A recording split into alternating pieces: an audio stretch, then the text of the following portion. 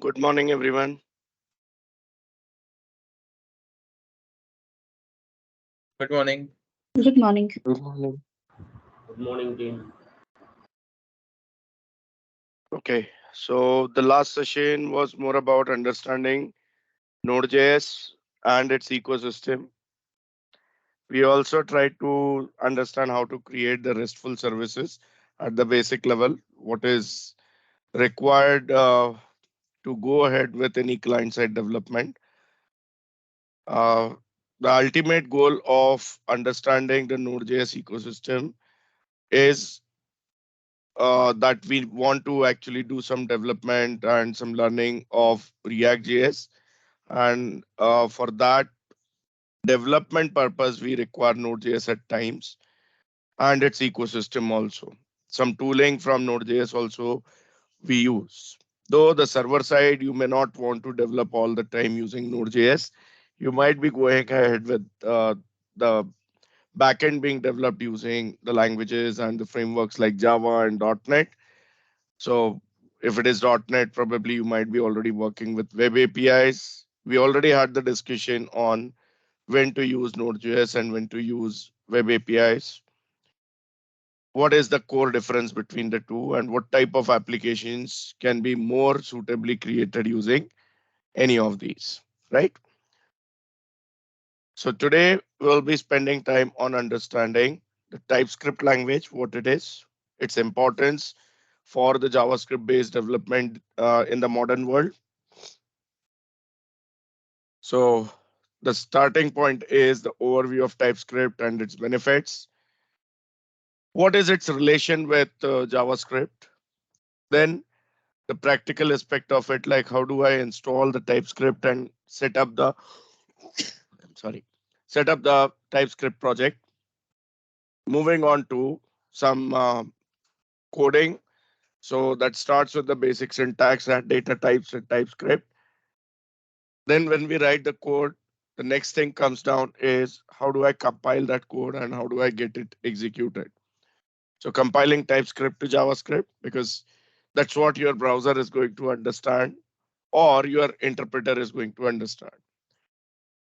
Okay, so TypeScript actually is just a language which is then ultimately transformed to JavaScript when compiled. And it is the JavaScript which runs in the JavaScript environment only. So you don't require any new engine as such just because you are working with a new language.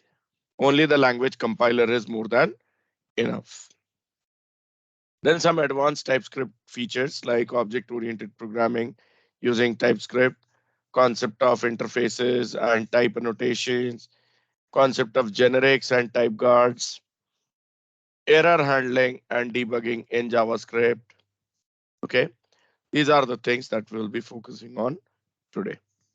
So let's start with the very first part, the introduction to TypeScript. Anybody who has worked with TypeScript already at any level?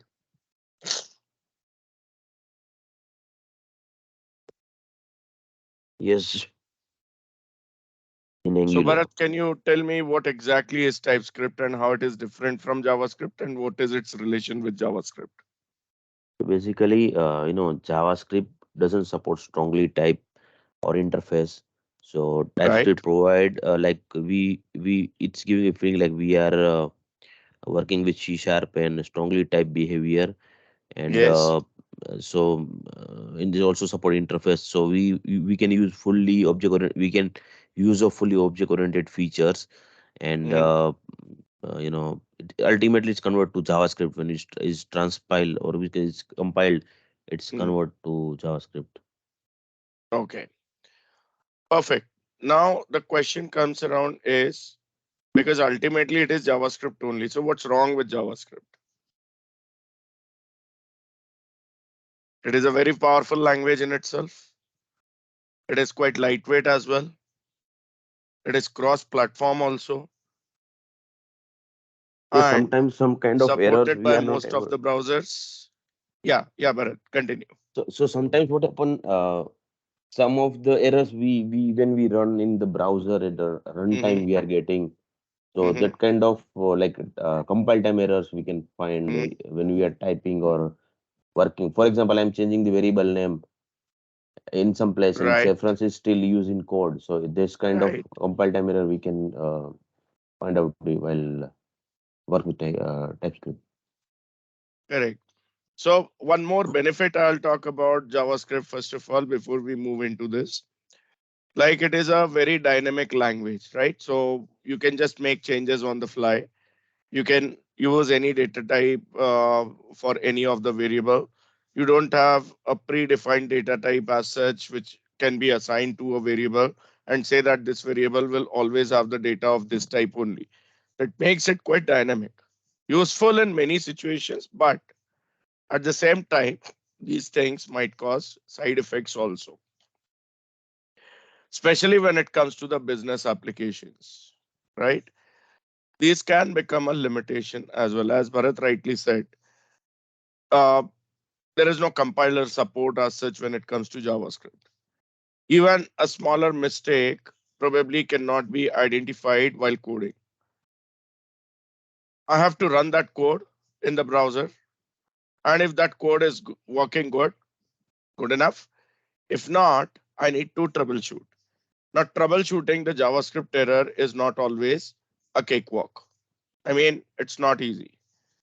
It takes a lot of time and efforts because sometimes you get some error notifications which are not actually the errors, but they are caused by something else being wrong. So your troubleshooting probably might end up in incorrect solution, which might further cause more errors. Yes or no?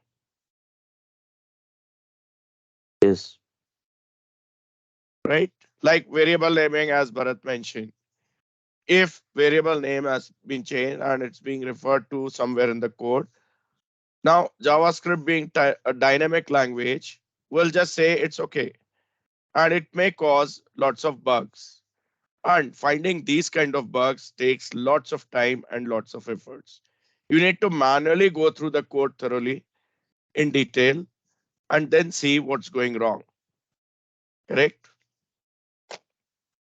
Though the modern yes, browsers have got rich support for JavaScript debugging as well, but still, debugging within a browser compared to debugging within a proper editor like Visual Studio or Visual Studio Code with a full-fledged debugging engine, uh, browsers are pretty much lagging.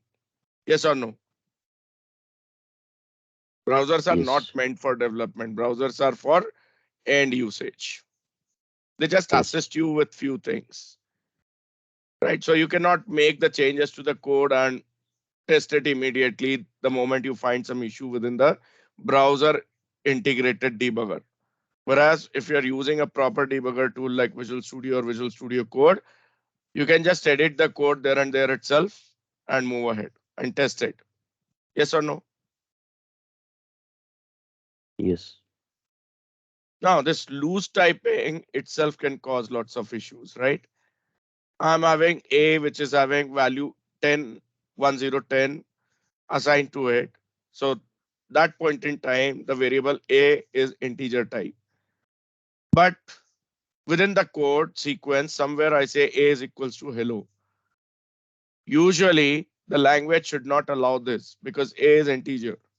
But JavaScript says it's okay, I'm loosely typed. A will start holding hello, which is a string. This can cause lots of bugs, right? A lot of assumptions based coding will be there. And the structure of your program also is not something which is predefined. It can cause lots of loopholes and can be exploited as well. Correct? Plus, the JavaScript language looks easy as far as the amount of code is less. The moment the amount of code starts increasing, especially which is the case with the business applications, complex business applications, then the complexity increases. Handling and managing the code in JavaScript becomes more time consuming and requires more efforts. Yes or no? You might Yes. end up splitting that code into multiple files, but again, managing multiple files also is not very easy, especially when it comes to JavaScript. You don't have specific features like modules, like what we have in other languages when it comes to the JavaScript, right? You don't have compiled libraries or something. If not compiled libraries, probably we hope that something similar, at least conceptually, should be available. So there are limitations. I will not say it's not there. Modern features basically make it allowed with ECMAScript 2015 and 2016, right? Allows the use of modules, but still there are limitations. It's not a simple implementation, right? Then, while working with object-oriented features, JavaScript, first of all, is not object-oriented language. It is object-based language. That means it supports objects, but it is not object-oriented. So I cannot see some class being created, some interface being created, which are the core of any object-oriented programming. Yes or no? Yes. Abstraction, encapsulation might be available in JavaScript, but very limited. I cannot take full advantage of it. I cannot see inheritance. I usually go for cloning the objects or extending the objects, probably just by adding some more functionality to that object itself, which itself can be more buggy, right? I Yes. don't have the access to the base object all the time, complete access. I don't have the access modifiers over there. So I don't have control on which members to be made available, which members not to be made available, right? Quite limited support for object oriented programming. And that's why we say JavaScript is not object oriented, it is object based. It does support objects, but it's not object oriented, right? I mean, you doing all the development with object orientation in mind is not mandatory with JavaScript, right? Now, the modern day development says that no, you have to go with objects because when you work with data also, the data also comes in the form of some objects only, right? Everything is object in today's world. And that makes the overall understanding of the problem statement and the solution also pretty easy because we can relate to our day-to-day life. Am I right? We all know the advantages of object orientation. Yes or no? Yes. So that's where some shortfalls were there with respect to JavaScript. So in Microsoft, some engineers actually thought that, okay, there must be some work done on this front. So they developed a language called as JScript, which they integrated with .NET framework, and hence they called it as JScript.NET initially. But again, it was more JavaScript only with some features, some modern features coming into it. So essentially, it was completely being processed and handled by JavaScript engine only. It was JavaScript by Microsoft. So some Microsoft specific features were added. They thought that this is not going to go a long way. So they started working further on the overall idea and they ended up creating a very, very new language called as TypeScript. Now it's not new anymore. Some 9, 10 years old it is, but it is quite powerful language. while working with the JavaScript based implementations by providing complete access to the typical object oriented features of any object oriented programming language. Particularly, it has got lots of similarity with C Sharp and Java, which makes the C Sharp and Java developers also adopt the scripting language much more easier.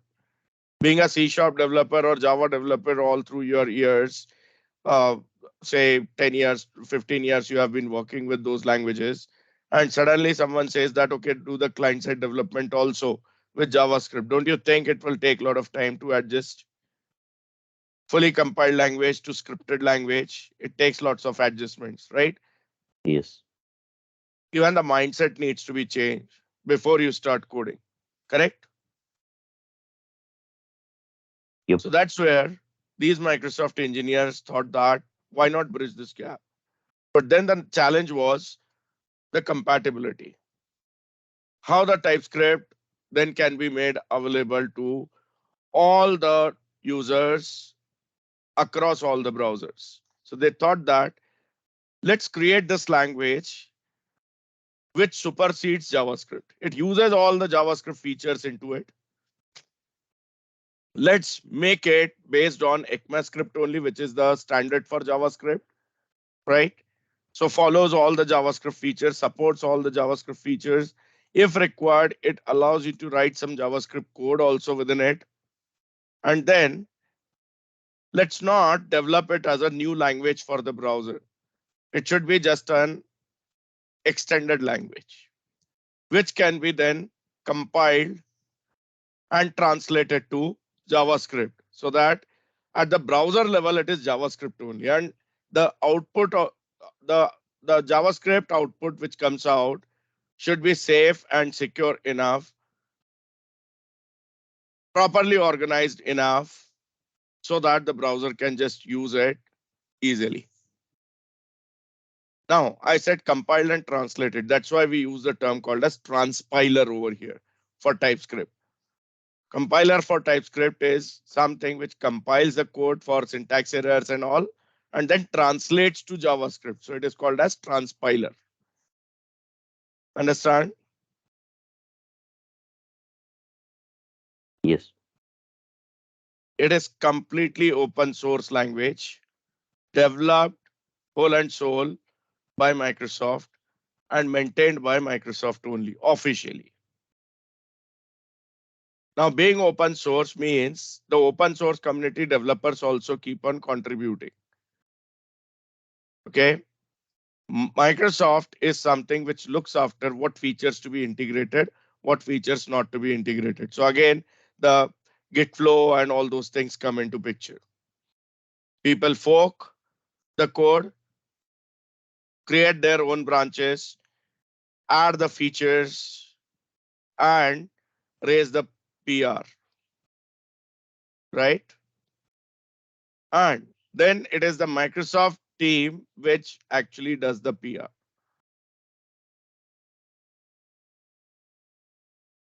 If they find that, yes, this is the feature which should be included and it is developed, which is stable also, quality wise, it is good, they just adopt it, approve the PR. Otherwise, they suggest some changes, which goes back to the developer, who then is responsible for adopting those changes. Probably Microsoft engineers do help in some of the cases also, and then that feature is made available via TypeScript, right? It is governed by Microsoft, developed by community, including the Microsoft's own people, right? And as I said, it supersedes JavaScript, means it is a superset of JavaScript, which means that any valid JavaScript code is also by default the TypeScript code. It allows you to use JavaScript syntaxes into it, as I said. TypeScript adds the static typing or strong typing to JavaScript that enables the developers to catch and fix the errors early in the development process and write more and more maintainable and scalable code. Make sense?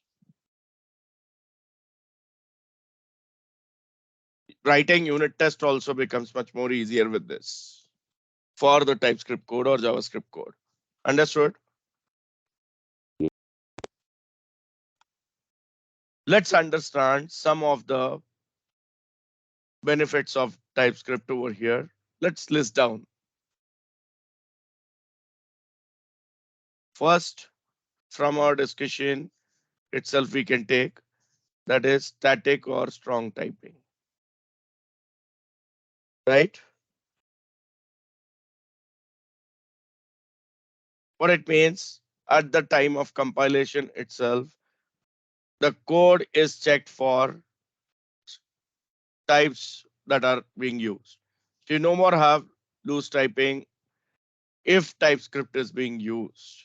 You don't have something like where a is equals to 10 and a is equals to hello. It won't be supported. You need to specify where a.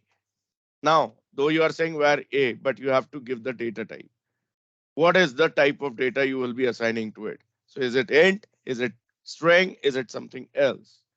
And there onwards, the other type of data cannot be assigned to it. Understand? For which you make use of something called as type annotations. So whether it is variable or function parameter or return value of the function can be explicitly typed. So ultimately, it helps in catching the type related errors at compile time itself rather than at runtime. Because these kind of errors at runtime are very, very difficult and time consuming to troubleshoot. So which allows you to end up with more robust and more bug-free code at the end. Is it clear?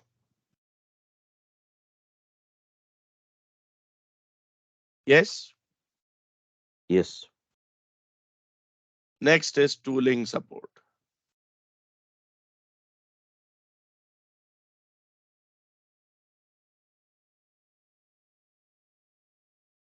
What is it?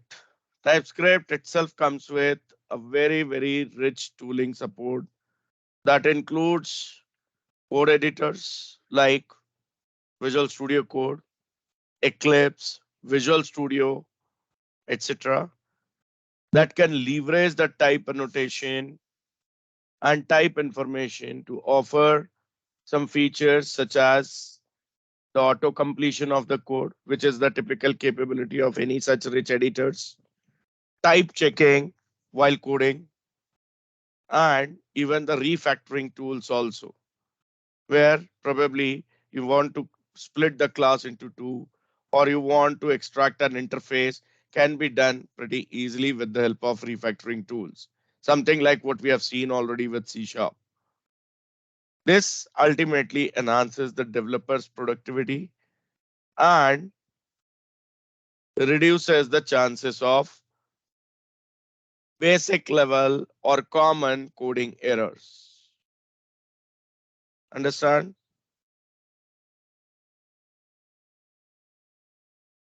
Yes. Next is improved code quality.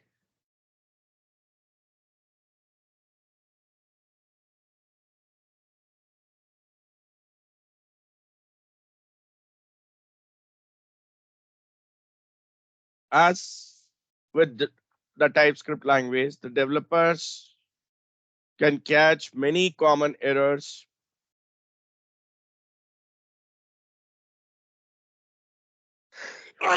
sorry, many common errors before actually they run their code. Some examples could be like null pointer exceptions, undefined variables, type mismatches, right? Which ultimately results in higher code quality and also makes it easier to maintain and refactor the overall code bases, right?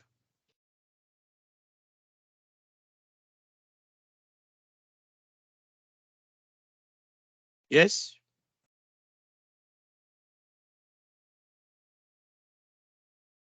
Yes.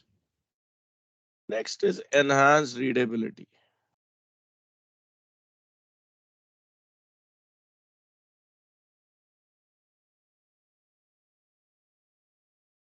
The code becomes much more simpler. You have the clearly defined type annotations, which say that, okay, this is a variable and its data type is this. So your code becomes more self-documented, which enhance the readability further,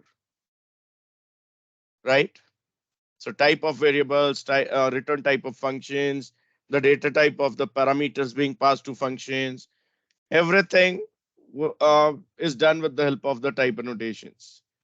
So you need not explain anyone that what type of data this function is taking in, or what type of output it is producing, or what type of value this variable is containing. It simply becomes easier for the developers to understand how different parts of the code will work together. This ultimately can improve the overall collaboration among the team members also. Yes or no? Yes. Next, as I said, it targets ES6 and higher features. Started with ES5 though, but now the modern version of ES is ES6. So now the latest TypeScript actually targets ES6 features, which means it does support all the modern JavaScript features like classes, async await, arrow functions, modules, etc. That makes it further more suitable for developing both the front end and the back end applications. So when I say front end, it could be Vanilla JS, it could be jQuery, it could be Angular, React, Vue.js, any front end framework or library. For back end, if I'm making use of TypeScript, it most likely would be Node.js. Understand?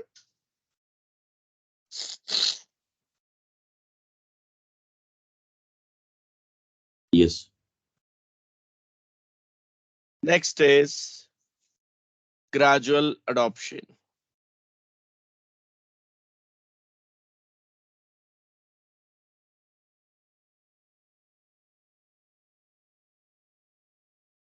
What that says, you need not start writing the code in TypeScript immediately for everything what you have in your application. You might already have some applications with some existing JavaScript. You can incrementally adopt TypeScript into it. One by one component at a time, one feature at a time, one function at a time also can be migrated to TypeScript, right? So maybe for this, you can choose to type check only a portion of your code base that allows you to go with a gradual migration to TypeScript as suitable to you. Make sense? Most critical areas you can identify where you are looking at, or you are facing lots of bugs due to the type mismatches and type related things. And then slowly you can replace all of your JavaScript code with TypeScript code, which eventually for the browser will not be any change. It will be your code base only that changes. Browser will still process the same JavaScript, but with better and improvised implementation, right? Issues being taken care of at the compile time rather than leaving them to be taken care of at runtime, making your code more robust, more safe. Yes or no?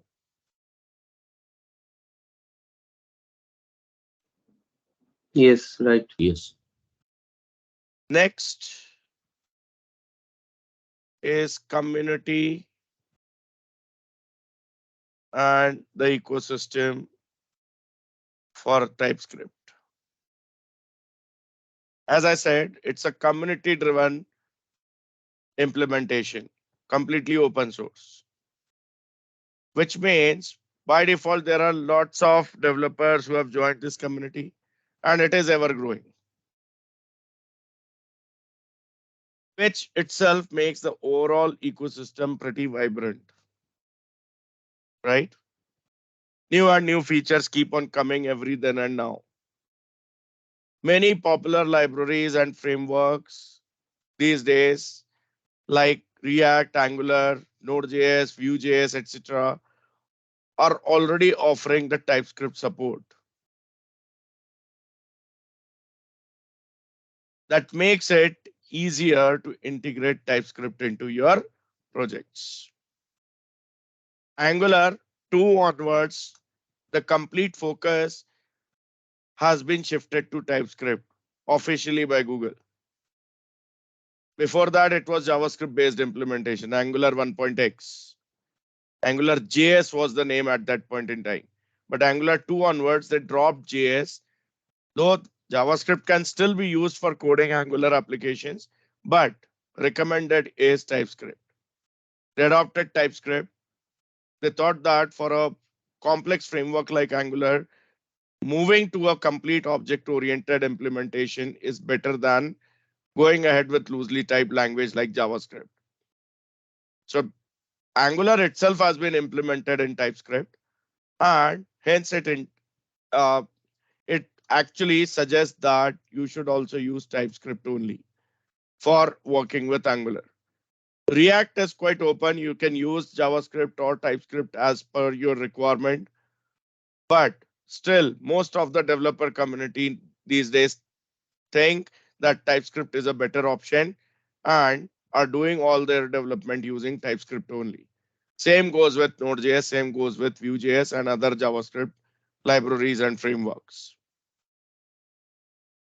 with the complete support of the entire community and a huge ecosystem because of that. Understood?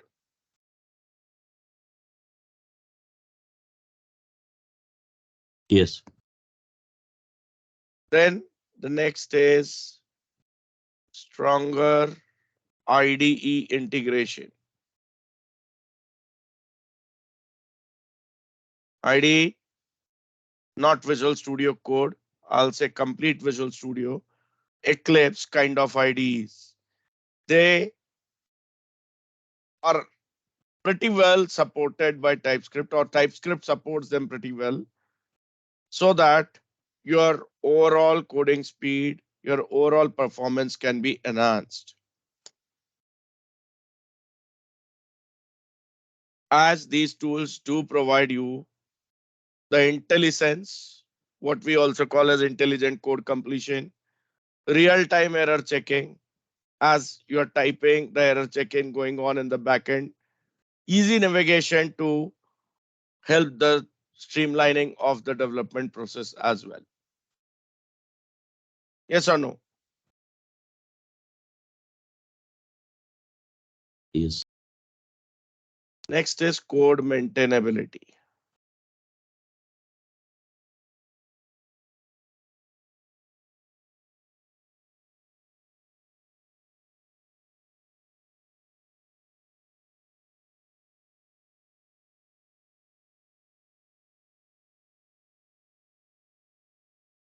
As you know, the TypeScript basically encourages the better code organization and self-documentation with the help of the types. It usually results in much more maintainable and much more understandable code bases that makes it easier to extend and modify your projects over long run. Got it?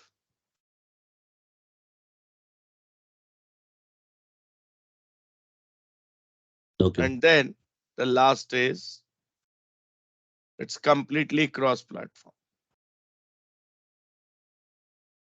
So it doesn't matter which platform you are working with, whether you are developing for front end or back end, as far as you are able to use JavaScript, you should be good enough to replace that JavaScript with TypeScript.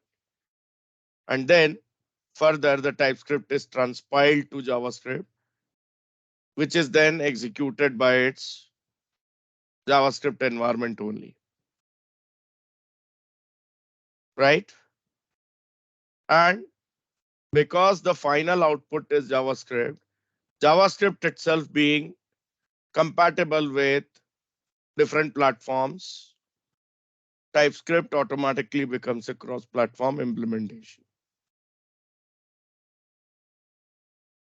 right? To summarize this, what we can say is TypeScript is a highly powerful language which builds on the JavaScript strengths while adding better strong typing and tooling support along with the complete support for object orientation. So the key benefits, if I talk about, will be improved code quality, enhanced developer productivity, better code maintainability, ability to work with the modern JavaScript features and libraries, etc. Which is why the TypeScript has become a very, very popular choice for building the complex web applications, right? Right.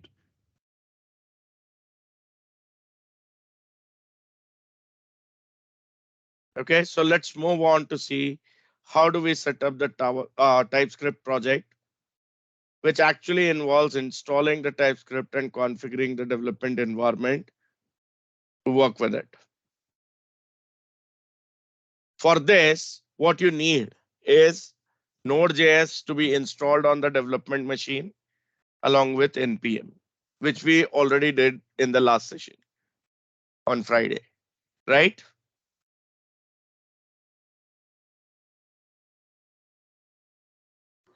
Yes. So for this, we just open the Windows command prompt.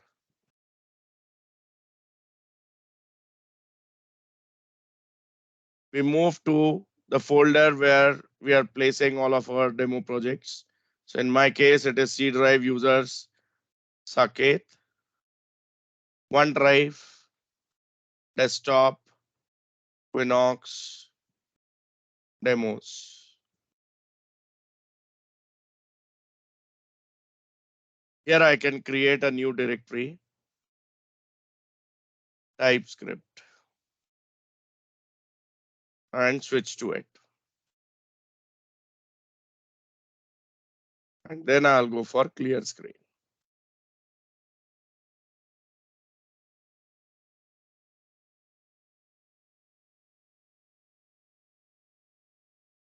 Okay. I want the TypeScript language latest version to be installed on this development machine. So for this, I can take help from npm, or else basically the better option is to say create the sample project directory first. I'll say this is demo 1,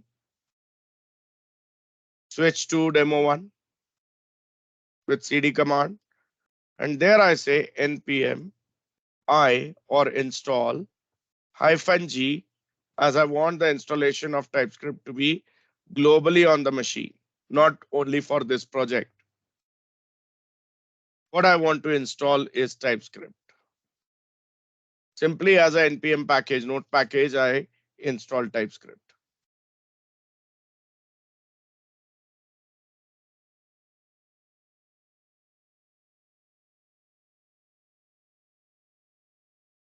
So TypeScript we need to exclusively install, like, we if we just Yes. install Node, it will not come, is it? No. Okay, because TypeScript compiler won't be available that way. Understand? Got it. Here, if I say dir, I still don't see anything installed or anything created here. There is no folder. There is no node modules. Any guess why it is so? Because I installed TypeScript globally. Otherwise, if I exclude -g flag global flag. What it would have done, it would have installed the TypeScript into my project scope and in the node modules folder only. Got my point? So it is that simple. I just need to say npm I global or local, that is your decision, and TypeScript. Just install a package and you're done. You don't require any admin privileges also for this. Understood? Yes. Next, I want a TypeScript project to be initiated, which ultimately will be a node project only. So how did we do that? npm init. Then there were a lot of questions being asked. I want default values to be used. Anyhow, I just kept on pressing enter to it, right? With default values only. So I just say, let's do it in a single shot by including the flag -y. So it will pick up all the default values for all those questions or inputs. And directly my project will be created. Project will be created means now I must have a file called as package.json, which I can see. Yes or no?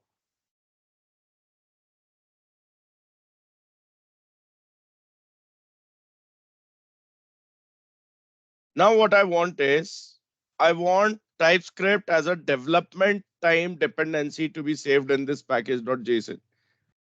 Because when I copy this project and share it with some of my colleague, or if I copy it to one of my another machine, which still doesn't have TypeScript installed, and probably by policy, it's not allowed to install anything globally on that machine, target machine. I want my project to be still codable, compilable, and usable. So I want TypeScript to be locally available with this project also, but only for the development time, not in the production environment. So I say npm I TypeScript once again. This time I don't use -g. I don't want global. It's already done on this machine. And probably if I'm doing this on some other machine where global install is not permitted, I can still go for avoiding -g. And I want this to be included only during development time. So I say -- means -- save -dev. So this will get it saved in package.json as a development dependency, development time dependency.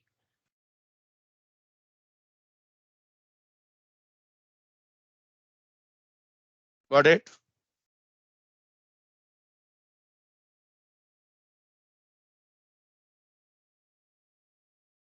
Yes. Let's put code space dot command over here so that it opens VS Code in the current directory. I should have node modules now, and I can see the TypeScript folder into it. This is what I was talking about, right? If no global installation is done. But this will be referred only when I'm in development environment. So you can see the contents of package.json says dev dependency includes TypeScript, not dependencies, just dev dependencies. Yes.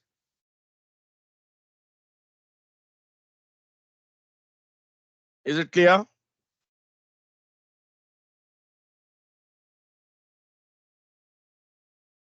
Next, I want to initialize the TypeScript configuration so that whatever TypeScript code I write should be easily compilable with the TypeScript compiler or transpiler, denoted by tsc.exe. So for that, here I say tsc -init. tsc space -init. This will actually introduce the TypeScript configuration files. Usually the name for this will be tsconfig.json, which will have all the configurations specifically for TypeScript placed into it. So some of the information you can see on the screen immediately. It targets ECMAScript 2016. Module that it targets by default is CommonJS. Option strict is set to true. That means strong type checking will be done at compile time. Module interoperability for ECMAScript is allowed. Library checking can be skipped. And consistent casing in file names also has been set to true. Means the camel casing has to be mandatorily used for all the file names that you will be working with. Let's go back to the VS Code and see here we have tsconfig.json. We do have a lot of options into it, like compiler options. Compiler options. Lot of other options, sub options are there which you can actually configure. Just uncomment the specific option and make the changes according to your need. So the main configuration right now I do see is that it is targeting ECMAScript 2016. Module by default being considered is CommonJS and the other options which we saw on the command line itself, right? Any other options which you want to change, which will be causing the behavioral change on the compiler of TypeScript, can be seen over here in commented mode. So you can uncomment and set them to whatever you want as per your requirement. Understand? Saket, Yes. TSC is not recognized. I am getting that error. Did you install TypeScript into your project? Yes. This command. Yeah, I have installed. Can you share your screen? Let me see.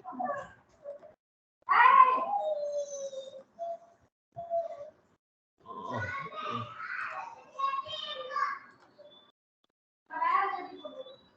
Windows.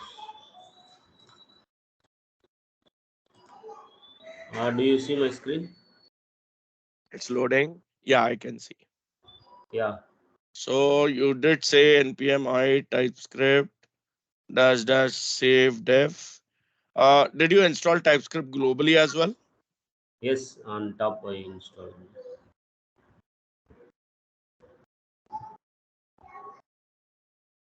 npm I-TypeScript. Okay, npm I-g TypeScript already installed. Scroll down. Then you created npm init y.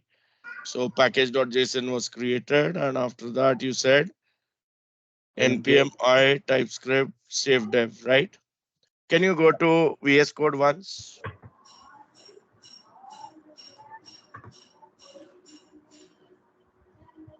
Dev dependencies TypeScript is already there.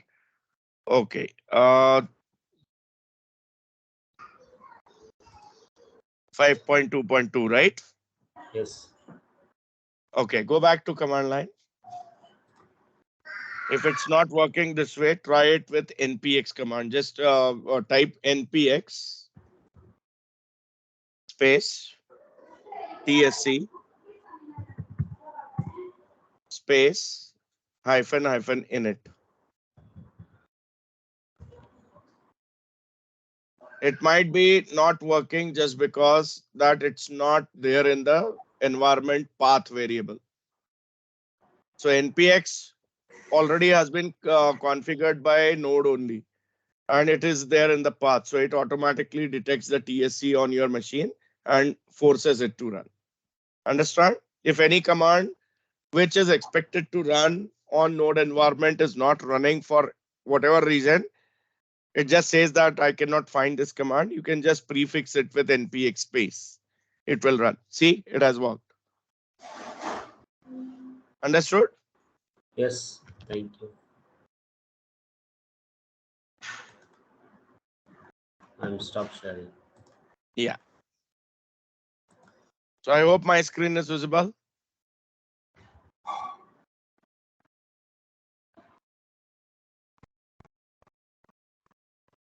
Next is I want to create the hello world stuff over here. Okay. So how do I create the source code file over here? So in my project, I create a new file. I name this as app.ts. Name can be anything, in fact. I just prefer it to name it as app.ts to app.ts or index.ts, just to denote that this is my main application and this is the entry point. Okay. Herein, I create my first function. You can see the IntelliSense has start picking up the things. I name this as greet. I want this function to accept a parameter name. In JavaScript, this is enough, right? But in TypeScript, I need to mandatorily give the data type, as option strict has been set to on in compiler options. Yes. I also mandatorily need to give the return type. So here I say colon string means it returns a string value and then the body of the function. I arrange it this way and here I say return. You can see compile time checking. In fact, code time checking is also going on. It is showing the errors immediately as soon as I'm typing. I use the backticks as I'm going to use string interpolation. Here I say hello, comma, dollar, curly brace, name. So this is my function, which when called takes a name string as input and returns hello followed by the name, followed by the exclamation mark, right? So here I say to run this function, I create a constant named as message that will capture the return value of the greet function. So here I call greet and I pass some name. Let's say my name in single quotes. Here I'm not using backticks. And then to see the output, I go for console.log message. Save.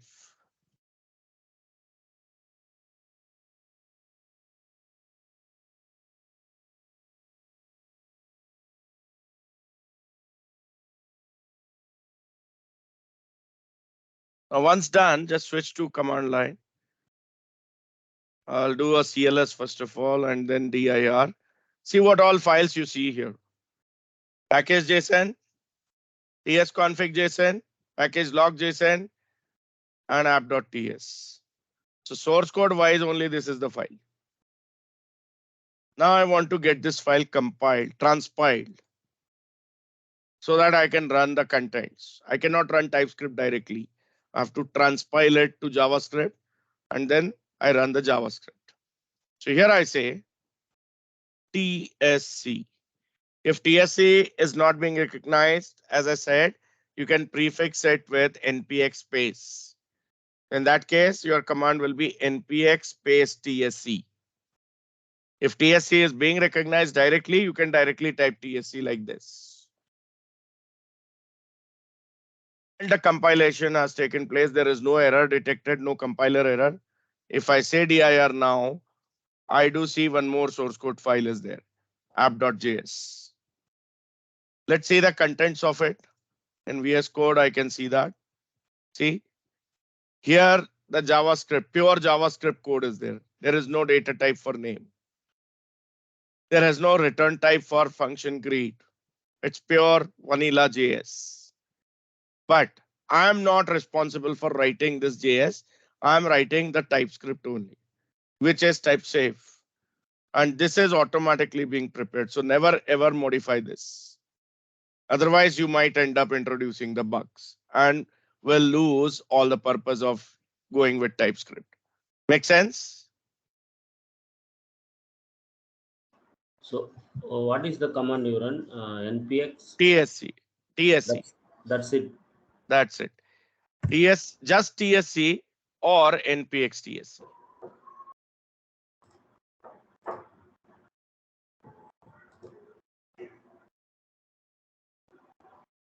Yeah, I got that.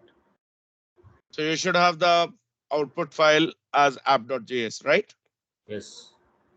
And then in VS Code, you can see the contents of it, having pure vanilla code, vanilla JS code. Now I want to get this to run. So here I say node app.js. I cannot pass TS. And there comes the output. Is it clear?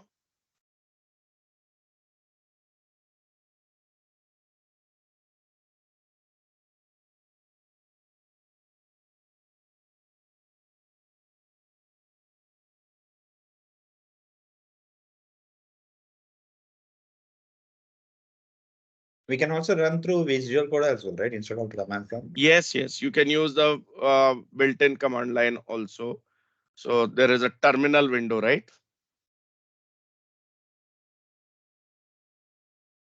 Which you can use. Terminal, new terminal. And here also you can issue the commands. By default, it picks up the path also here. So that makes it little quick. Just that I am more used to work with more code space. That's why I prefer working with the separate command line. So it is all personal choice. Otherwise, it is one and the same thing. Understood? Yes.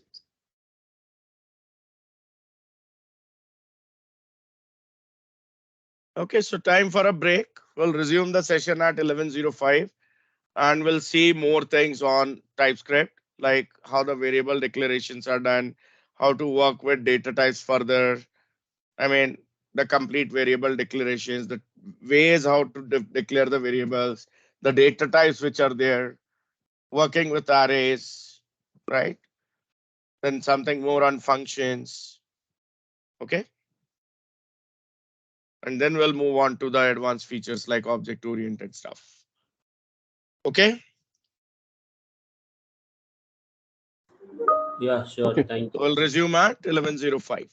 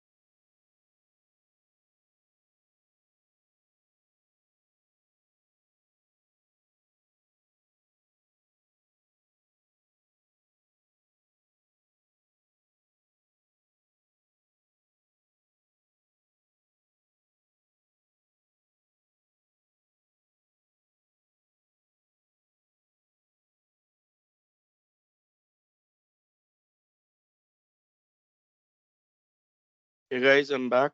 Shall we proceed?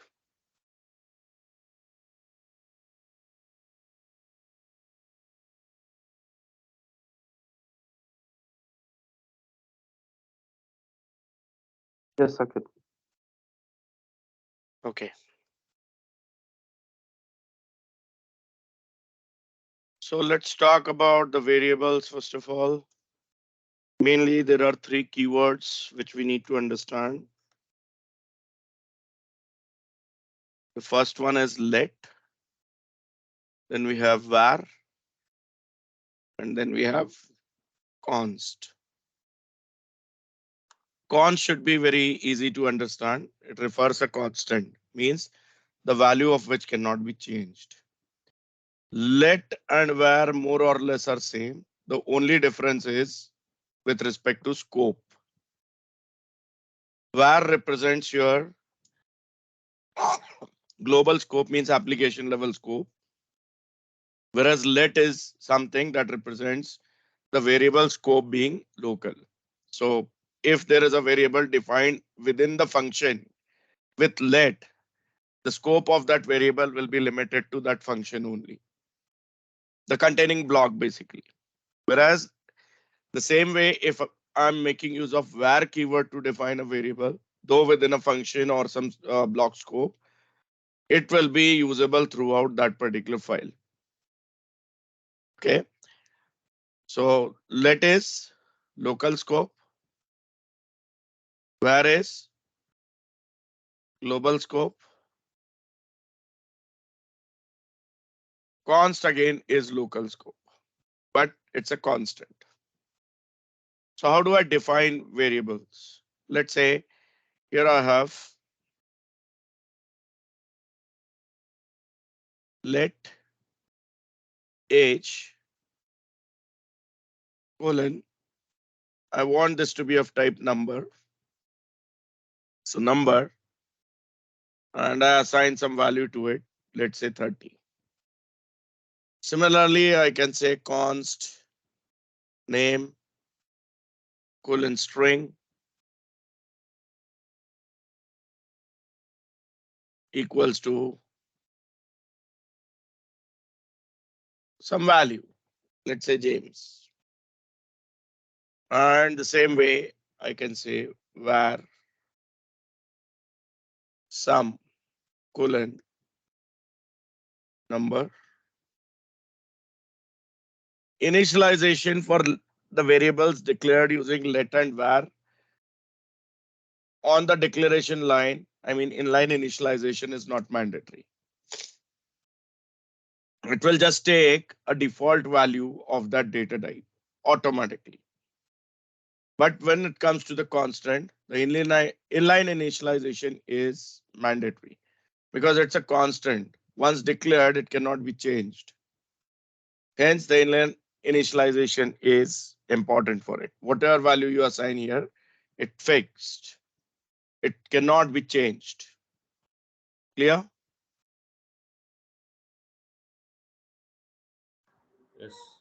Now, number data type can be used to represent integers as well as the floating point numbers.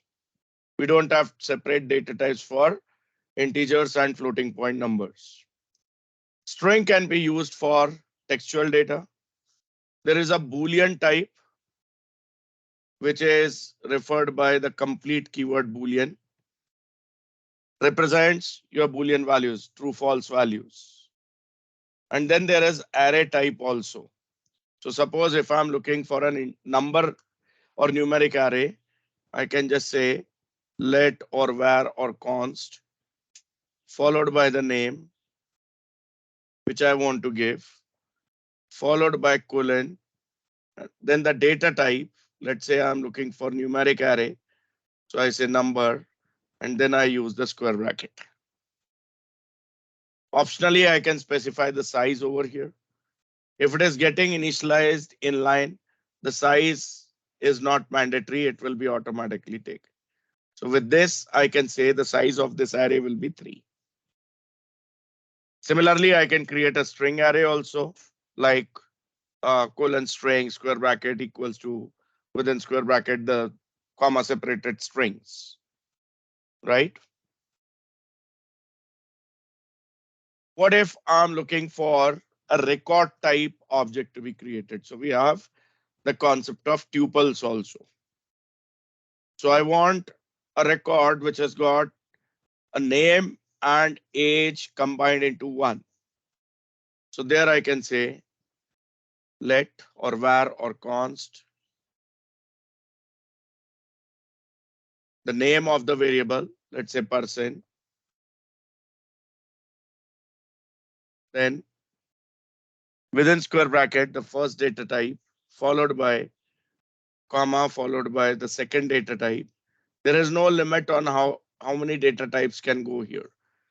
Depends on what is your requirement for that record, how many fields you want. And I can initialize. I'm sorry. Initialize the same like this. The first data type is string, so here the first value has to be string. Followed by the second data type is number, so second value has to be a number. And that's how I declare it. Is it clear till here?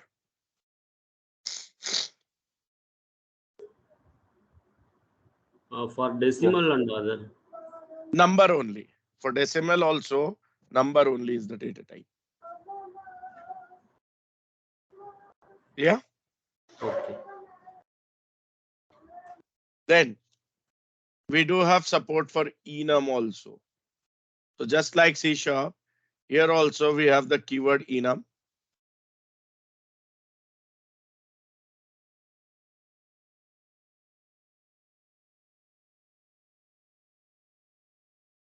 Let's say I want an enum with the name color to be created. The names of the colors: red, green, blue. The behavior is just like how enums behave in any language. So by default, these names will be actually having some integer values.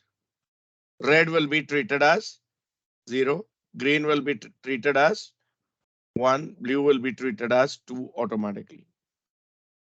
If I want specific value to be assigned, I can say red equals to and then the value. Right? And then suppose I want a specific color instance to be created from this enum. I can say let's see for color colon of type color, which is enum. And then while initializing, I can say color dot suppose blue is what I'm looking for. Got it?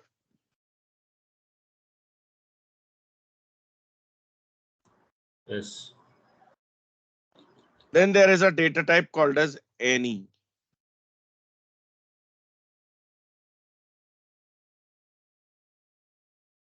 What is it? It's just like the dynamic type that we have in .NET.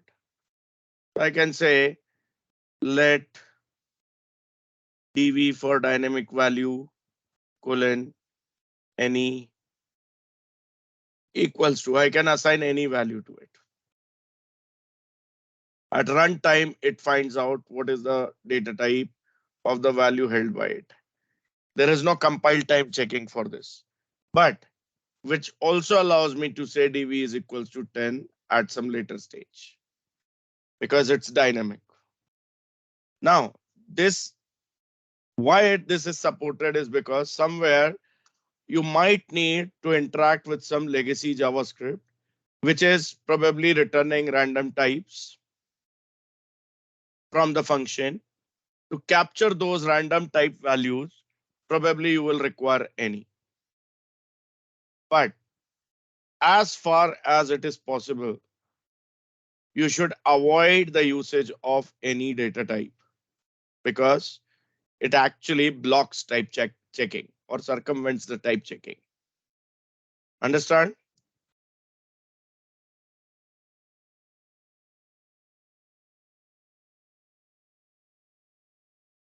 Specific situations only.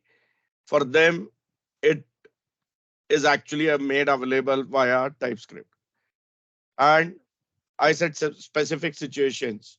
And that also in 80 to 90% cases, it is for the backward compatibility with JavaScript, where the use of dynamic type is heavy, especially when it comes to the functions, function return types. Is that clear? Yes. Next, let's talk about functions.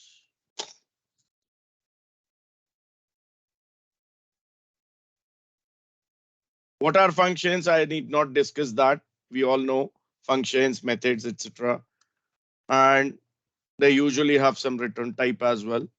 So the basic syntax would be function keyword, followed by the name of the function, followed by the parameter list or argument list.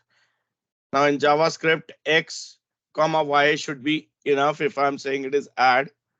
But when it comes to TypeScript, I have to mandatorily give data type. X as number, comma, Y as number. And then mandatorily, I need to give the return type as well. If I don't give the return type by default, it will take return type as any. And as we discussed, recommended behavior is to avoid using any as far as it is possible. Let's say it returns X plus Y and finishes.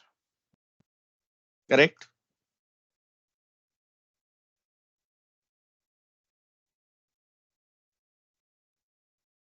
Saket, here Yes. function is mandatory keyword. Function is mandatory keyword. Yes. Okay. Okay. Next, let's have a look at this piece of code. I have something called as let age equals to 30 and let name colon string. What do you think? These two statements are correct or there is some problem with both of them or one of them or no problem?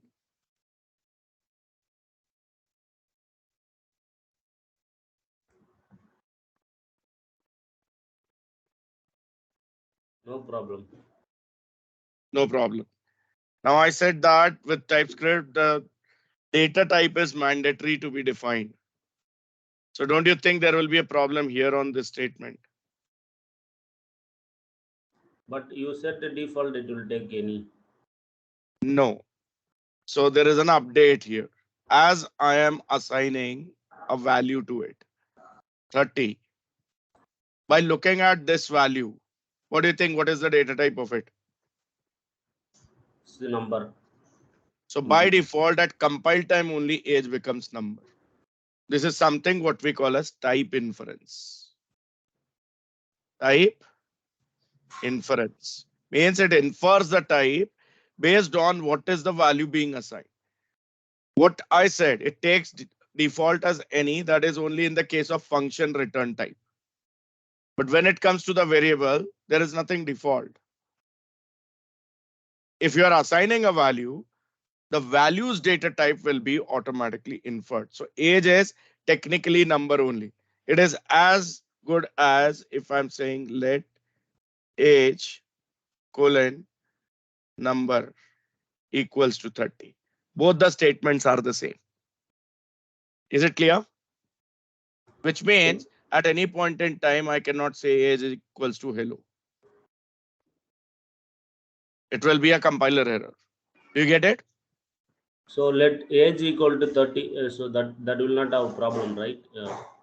That won't be a problem. It just transforms to this. Clear? Yes. Now what is this? Let name colon string. Simply I have not initialized it. I have given the explicit data annotation over here or type annotation over here. Right? Which is the same case here as well. Yes or no?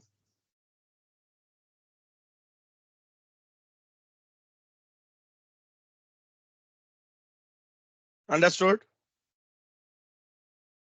If you are giving the data type explicitly, that is called as explicitly annotated type or explicitly provided type annotation.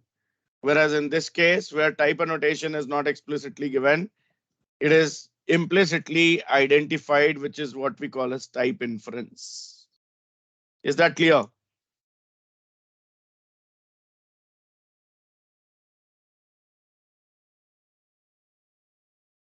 Yes or no? Yes. Okay. Then let's have a look at this code. I say there is a type called as point that is equal to a JavaScript object where I have the first member as X, which is of type number.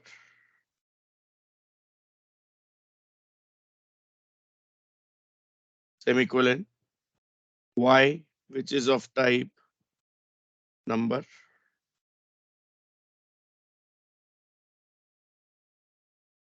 Okay. So this is like a type definition. I'm creating an explicit type to define a custom type. Okay. And then here I want to instantiate the object. So I say let P or var P, depending on what scope I want. Point is the data type equals X is equals to whatever value. Instead of equal to, actually I'll be using colon. That's the JavaScript notation. Comma, Y colon, whatever value. Understand? This is something what we call as type alias. Quickly, if I want some object configuration to be created, I can create it this way. I want formal definition, not like tuple. This makes it a specific type, strongly typed custom data type. Is it clear? So As the a data structure, I can use it anywhere. I need not create a class all the times. Understood? type is the keyword here. Type is the keyword. Okay. So now let P. How do I access the X and Y values? So here to access it, it is typical syntax p.x and p.y. So I can assign it to individual variables and. Yes, yes. So you can assign it also. You can read this also. It's a read write property. Understood? Yes.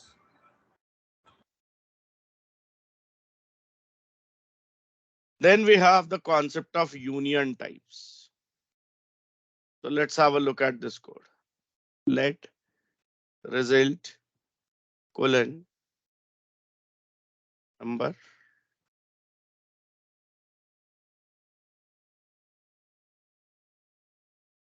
pipe symbol string.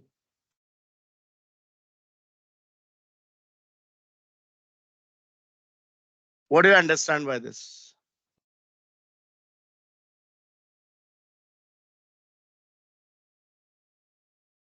Means the result variable can have a value which is of type number or a value which is of type string. Both are valid. What it means here, I can say result equals to 42. There is no problem with it. Even if I say result equals to hello, there is no problem with it. As I've decided that this variable can either be of type number or string. So better we can assign any, right, here.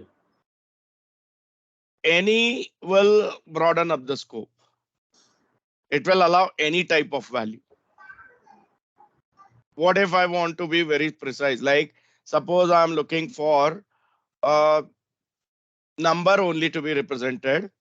So number can be represented as numeric value or can be represented in words.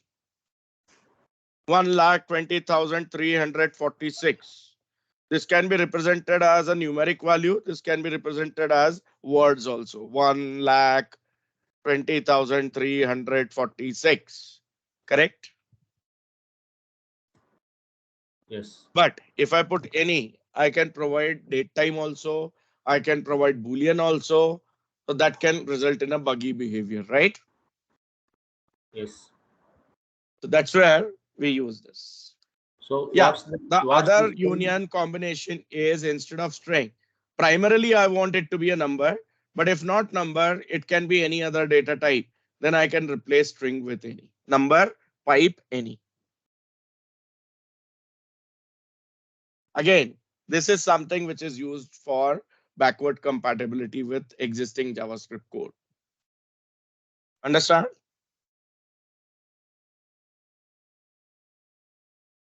Yes. Yeah, some question was there. No, what is the terminology we use for to us? You explain something. This is something what we call as union type. Yeah. You. Okay. So if you want three combinations, you can put another pipe symbol and another data type. Number or string or date time, whatever it is. Understand? But see here you have assigned result equal to 42, result equal to hello. But finally, what is the value if I am?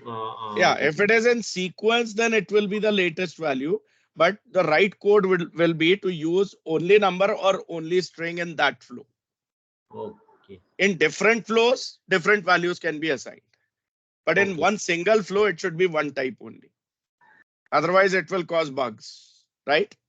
Yes. So little bit of responsibility comes to the developer also in this. Got it? Yes. Next, we do have support of interfaces as well. So how the interface is created? Simply we have the keyword interface followed by the name. Let's say I want to name this as person and then the members. Name, string. I can use this interface as a data structure also to derive other objects. Age as number. And then I can simply say let some variable, say user, as person equals to curly brace name colon James comma age colon. Clear? So basically the purpose of interfaces here is not to work as an abstraction for the functionality, but work as an abstraction for the data items. Is it clear? Yes. Though the keyword is same, the purpose is different. It's an abstraction for data, not for functionality. Right. Then we do have classes also. So I can create a class like this. Simply there is a keyword called as class. Let's say there is a class called as animal. Optionally, it can have constructor also, which can introduce the data members for this private data members for this class directly. I need not have a formal definition for the data members. So in the above case, the interface. Yes. So what would be the default value if not assigned? Here, yeah, it will default value of string and empty, number, right? empty string for string, and for number it will be 0. Default value for string and number. Correct. Empty string or null? Empty string. Okay. Empty string or null string, you can call it actually, precisely. It's not null, it's null string. Okay.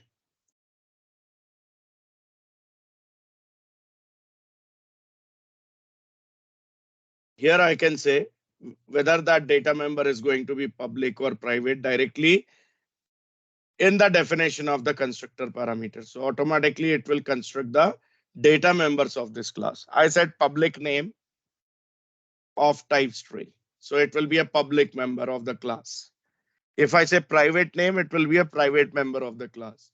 So encapsulation can be done from here pretty easily. And here goes the constructor body.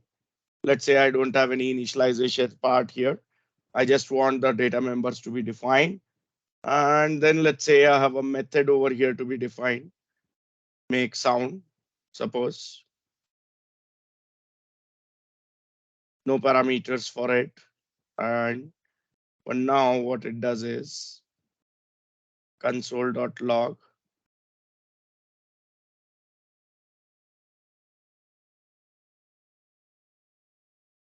Let's say the message is generic animal sound.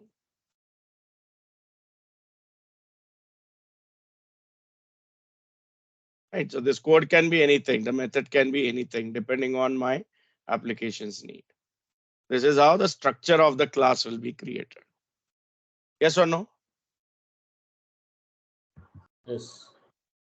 I can inherit other classes also. So let's say I have a class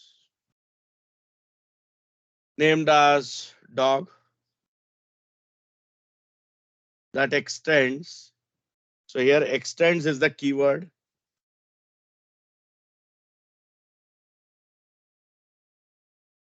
Animal.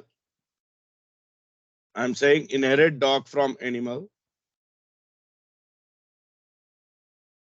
And let's say it needs to override the make sound method. So it redefines make sound here. By default, it gets overridden. If I don't put make sound once again here, by default, this one will be called via the object of dog. But if I've written it once again here, so the overridden version will be coming into picture. Here I say console.log.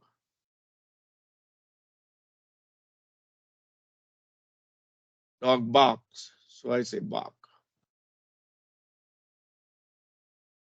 Right? And the method finishes. The class finishes. So if I say const dog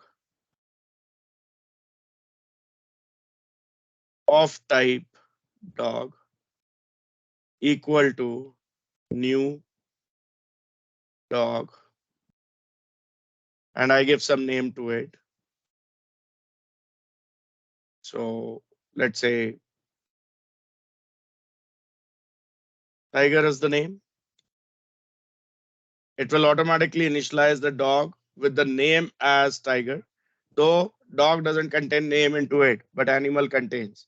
And dog inherits from animal. So name by default is inherited by dog also.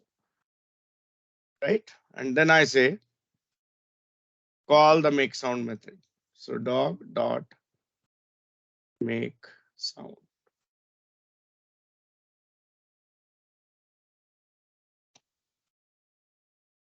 What will be the output here? Bark. Correct? Yeah. So I hope this is clear. The Yeah, basic so, syntaxes. Yeah. Saket, coming back to the interface. So it is just like it does not appear to be same as the OOPS concept for interface, because in interface we will generally Correct. If you we will do compare this interface with Java or any .NET languages like C# or VB.NET, the purpose of interface is different. It conceptually it does provide what OOP says, abstraction. But abstraction for what? Interface in Java or .NET languages does provide abstraction for methods, functionality, whereas here it provides abstraction for the data. So acts as a data structure. Understood?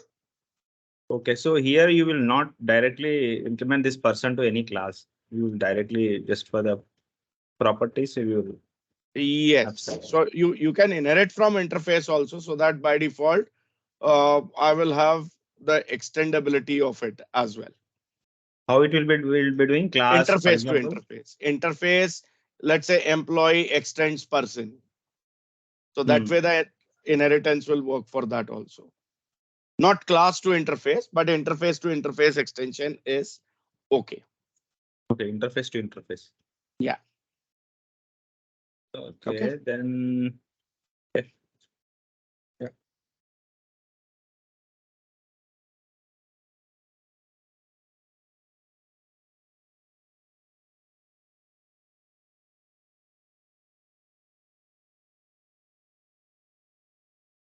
Now, one thing, we created a sample application over here, right? I want this to be integrated within a web application. How do I do that? For that, I create a new file in my demo1 project. I name this as index.html. Any file name actually can be used, but usually the first file is index.html. Hence, I go for this. I say doc type HTML, HTML, head, title,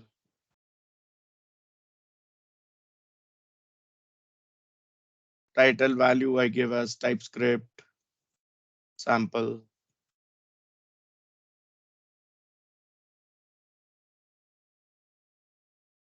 Then I have body.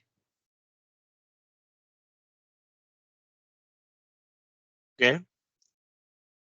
And in the body, I want that script to be loaded. So how do we integrate scripts? Script type equals to text slash JavaScript. And it's an existing script that I want to integrate. So I say src equals to same path I have for the JavaScript file as HTML file. So I can directly give the name of the file app.js. Remember here I have to give JS, not TS, and then slash script. Now, while loading the files, I should not put any code between the script and slash script, right?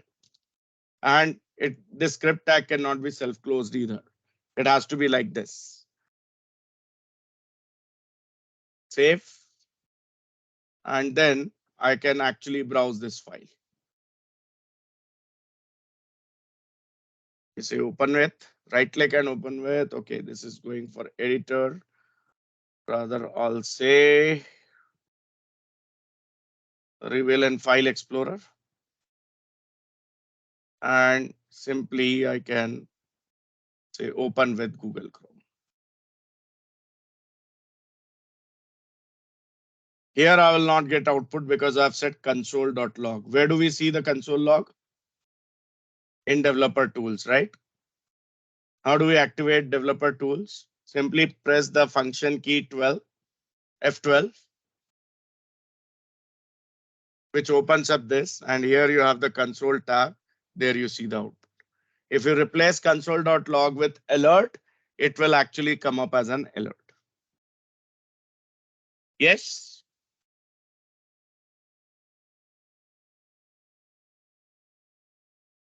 Yes. Yes.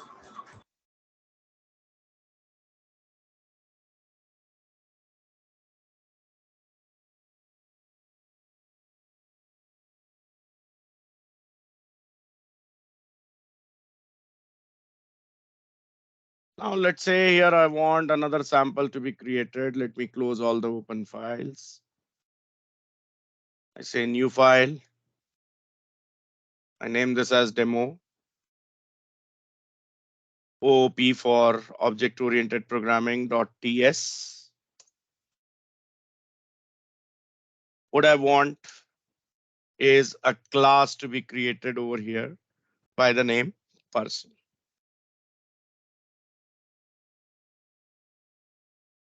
It has got its own data members, name, as string. By default, it will be taken as private if I don't give private explicitly.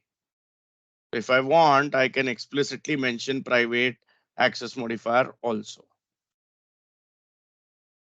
like this. Okay. So If by not default, given, default is private. Yeah, it's private or public. it's private by default. Explicitly, we have to give public. Yes. If you want to make it public, you have to explicitly mention public.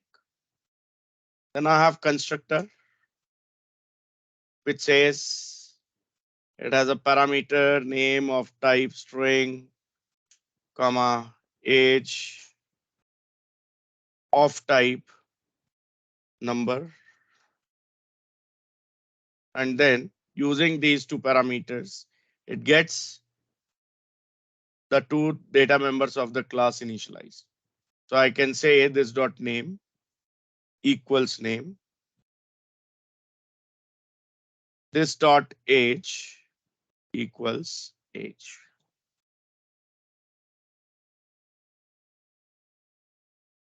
And then let's say I have a method here called as greet.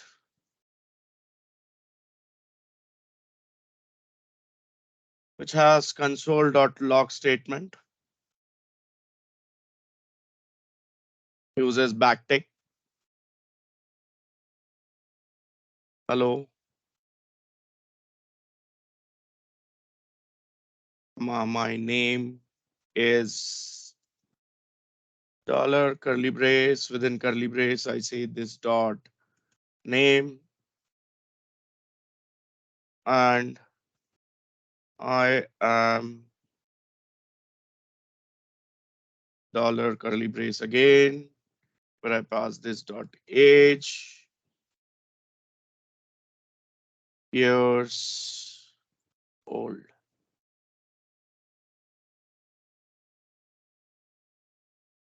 Right?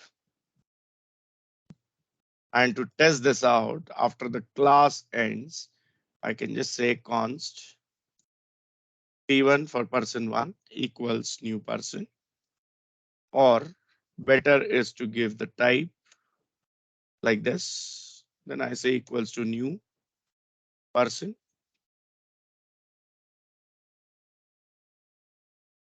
So I pass the values as James, comma 30.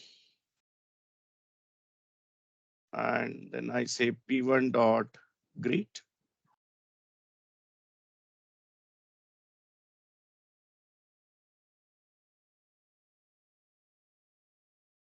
Let's see the output of this. First, save this, go back to command line, and npx tsc or tsc is the command, whichever works for you. Then I say node. What's the name of the file we have given? Demo oop. So I say demo oop.js. And there is the output. Yes.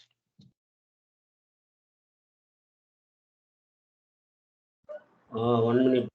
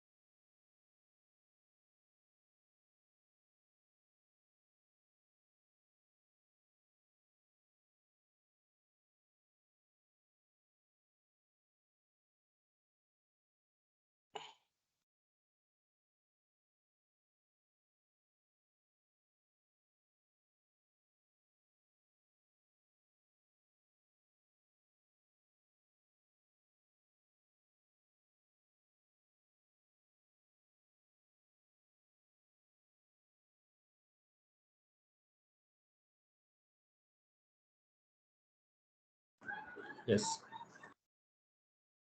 Okay, so simple. I can make some changes over here, like I can explicitly say this is private for better readability. With this change, I save this, I recompile it, TSC or npx TSC, whatever applicable to you. Then again, node demo.js, still the same output, no change. Right? And there is a shortcut way for this also. You can just copy this constructor. Let me comment this portion. Paste the constructor definition back with no code in the body.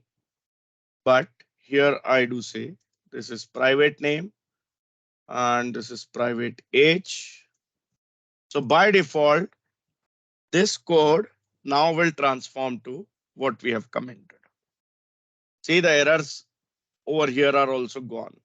I just save this, compile this again, and run it again. Same output. Got it?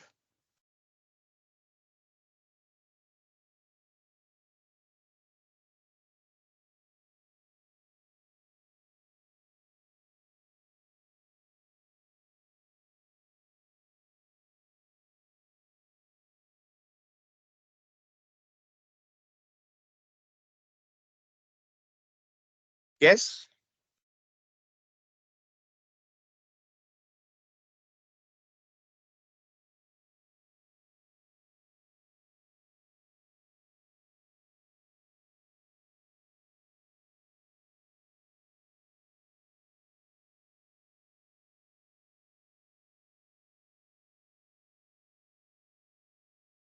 Saket, I am getting one error. Yeah, what is the error?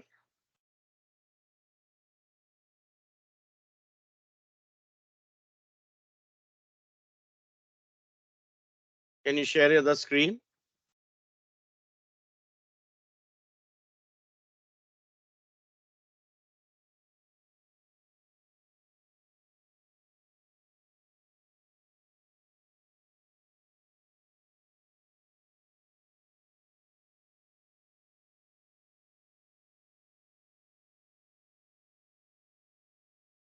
Okay, so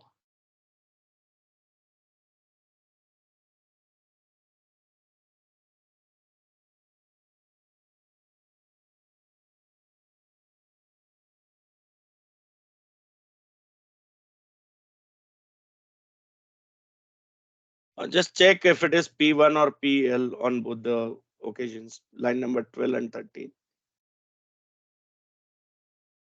And put a space after colon before person.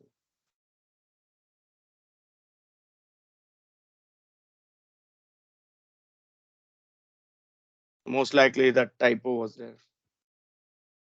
Save and compile again.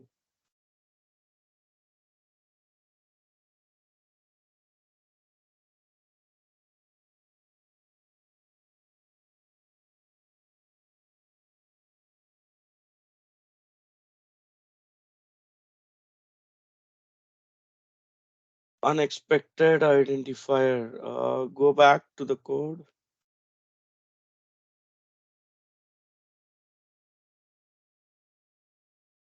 Is it line number 2? It is showing the error.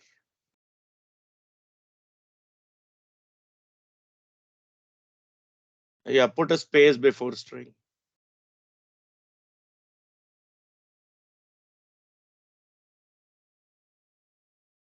Save, compile.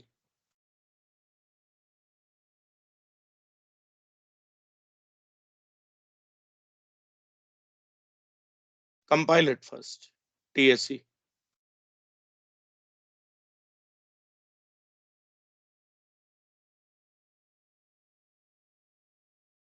Yeah, enter.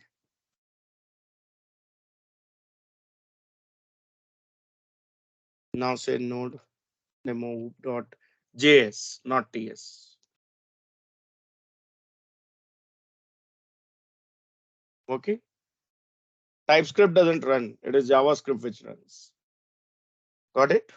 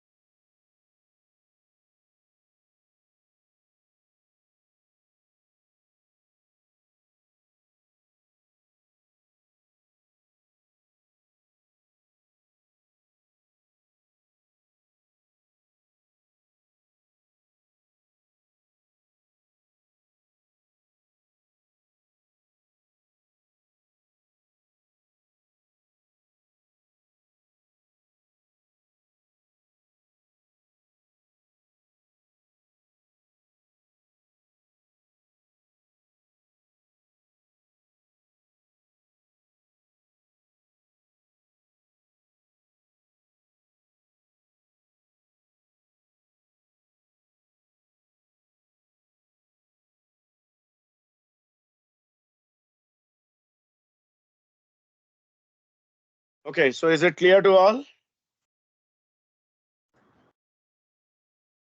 Yes. I believe all the variations you have tried and you have understood the same, right? With no access modifier being used here, then with access modifier, and then in place of this code, this is the shortcut code, right?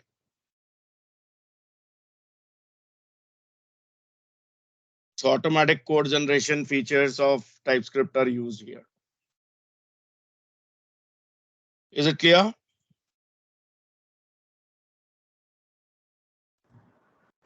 Yes. So what all access modifiers we can expect here? We do have private, we do have public, and the third one is protected. Public means accessible everywhere to all. Private means accessible to only members of the class. P1 dot name, P1 dot age will not be accessible here, right? Protected means what? Accessible to members of the class and to the members of the derived class also, but not via the object. A typical public, private, protected, which you might be already aware of with respect to any object-oriented programming language. Is it clear?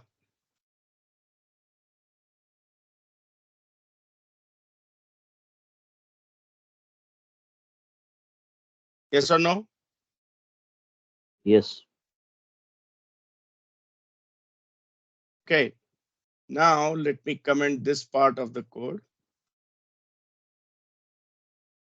And let's create another class. Let's say named as student that extends from person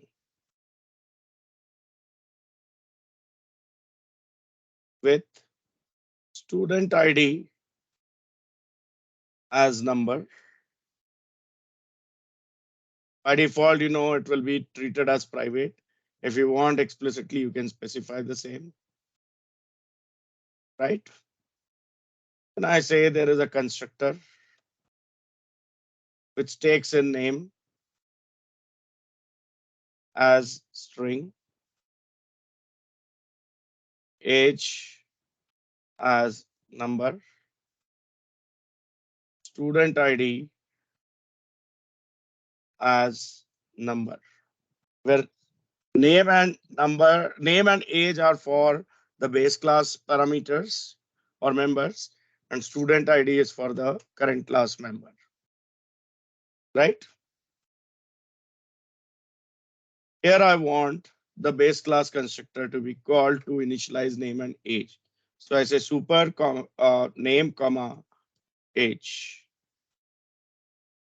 followed by this dot student ID being assigned to student ID. The super is a base class. Super is the call to the base class constructor. Just like in C# we have base keyword, right? Yes, yes. So it is equivalent to that only.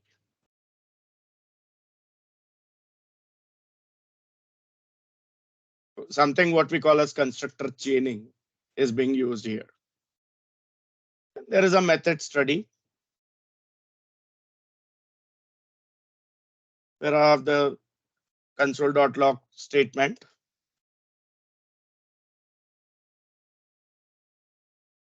Backticks. And I say dollar curly brace. This dot name.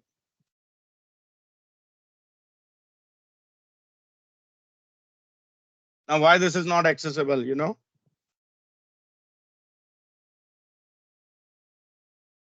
It's a private. It's private.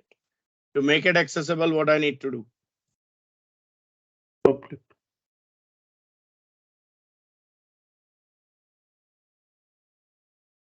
Public will make it accessible via object also. So encapsulation features will be lost. So what is the right modifier for it? Property. We can make a property. Access protected. modifier I'm asking. Protected. Protected. Yeah. Yeah, correct.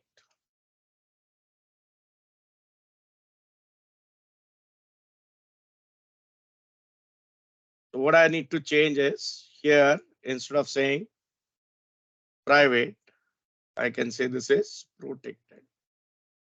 If I want the access to age also to be provided, I make age also protected. Then there is no problem here, right? Then I can say const s1 equals or s1 colon student equals new student.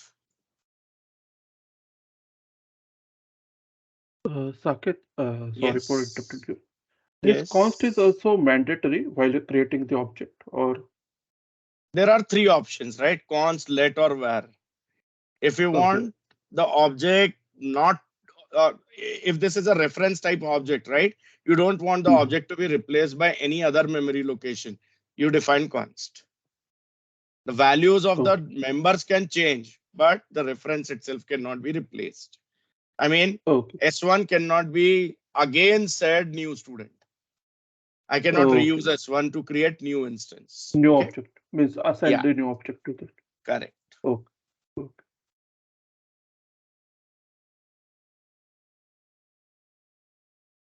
Okay. And then I can say s1.greet, which is the inherited method. And then s1.study, which is the method as a member of student class itself. Save, compile, TSC or npxtsc, whatever applicable. And then I run it. Yes.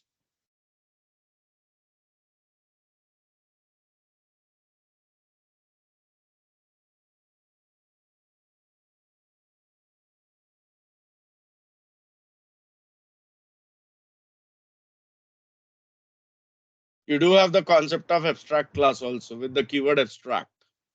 So if you want to have a method defined as abstract, you can just prefix the keyword abstract before the method name.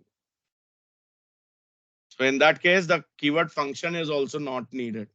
You can just say abstract, name of the function, parameter list, colon, return type, if any. Understood? Yeah. Okay. So in case of interface, actually, you said we can declare the members only in that.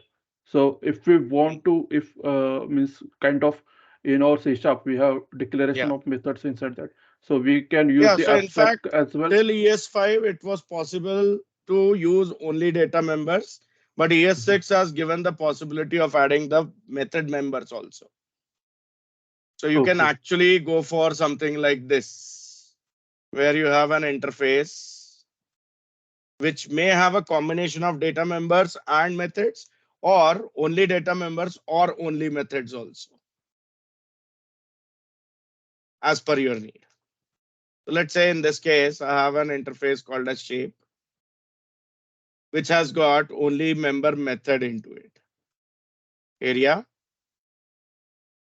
If any parameters, I can specify those parameter list over here. And return type, if any, can be specified then like this. And this is an interface. So how does it get implemented?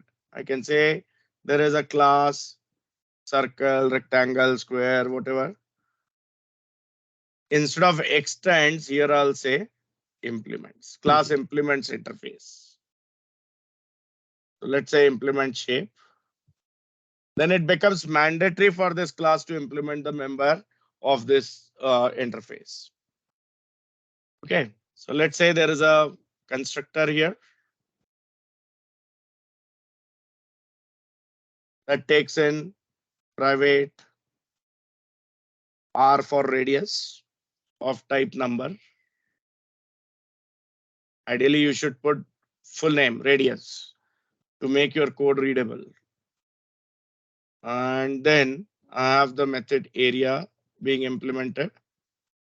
No parameters. Here goes the code. For area calculation of circle, the formula is pi r square, right? So I can say math, which is a built-in object in JavaScript, dot pi, which is a constant into it, available as a static member, asterisk this dot r, asterisk this dot r.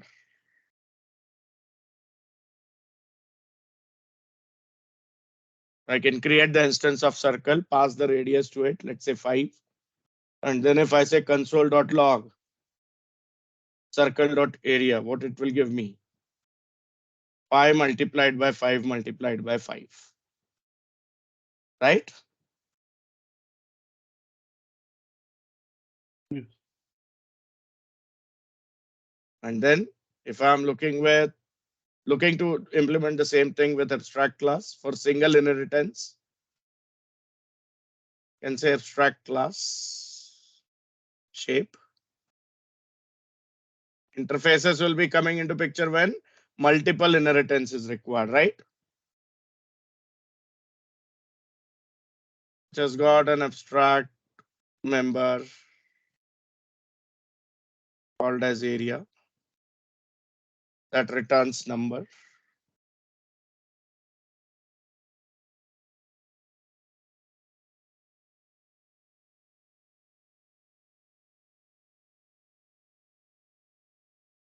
Semicolon. And this is the abstract class. And then here what will change? Suppose I'm looking to work with this now. Extends. Implements will get replaced with extends because class can be extended. Rest all remains the same. Is it clear?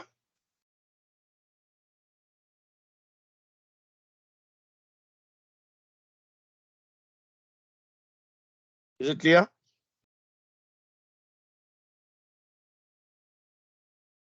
Yes, sir. Now, can I have static members also in the class? So yes. Let's say class we create by the name math utils. Usually the utility data members and methods are there in the static format, right? I say static keyword is used. Pi is equals to, let's say the result of 22 divided by 7.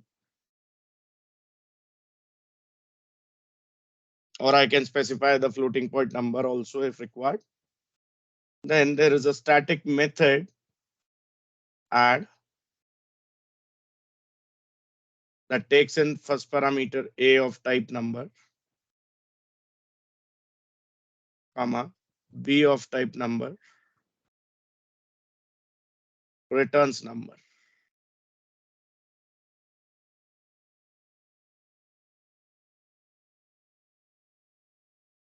And here I have return a plus b. Method finishes, the class finishes. So how do I use this? First variable. So console.log, the class name, mathutils dot py. Similarly, to call the method, I say mathutils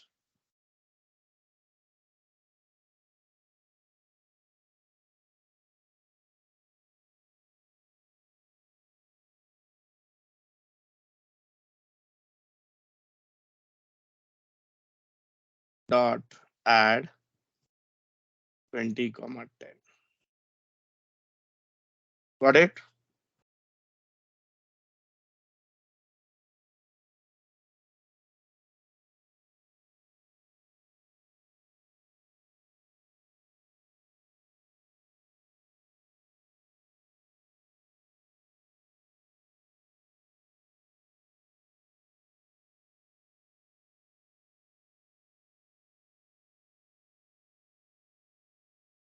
Yes.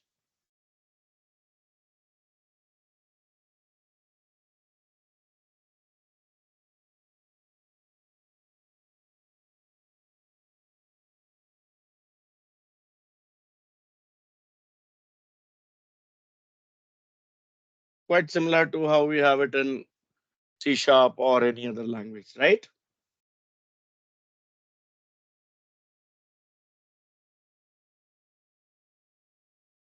Yes or no?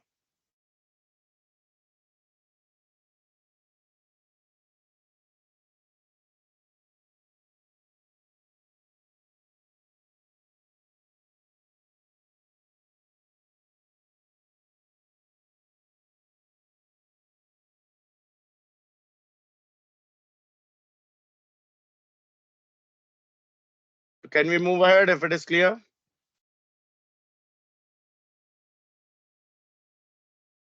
Yes, sir. Okay. Next is generics. So if you have worked with C sharp generics feature, this should not be very difficult for you. If I'm using functions as generic functions, so the definition will be like this: function, the name of the function. Let's say in this case, I use the name identity, angle bracket, the type parameter, which can be anything.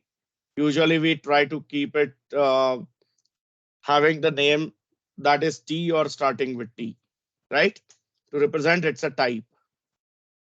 Let's say the first argument is arg, which is of type T.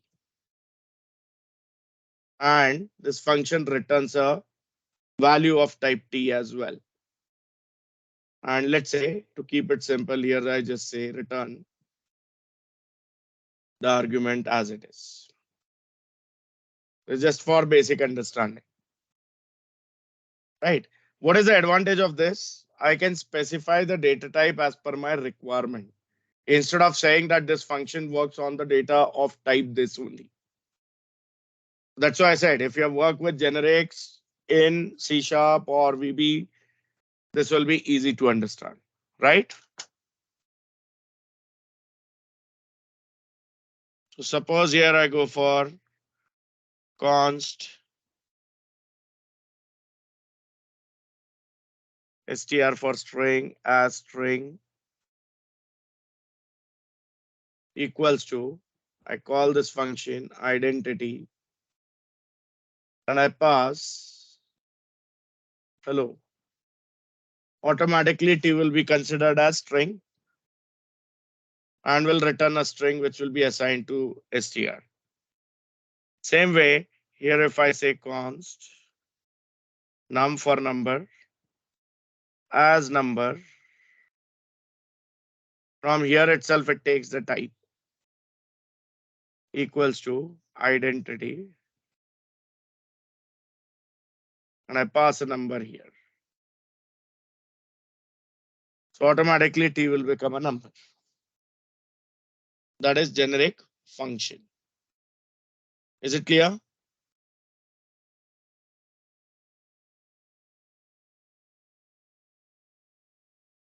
Yes. Yes.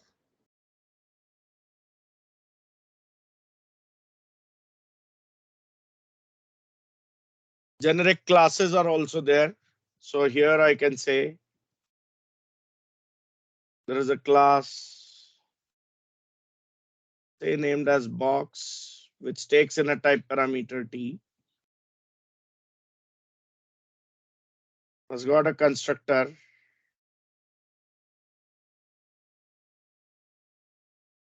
which has got a private member called as value,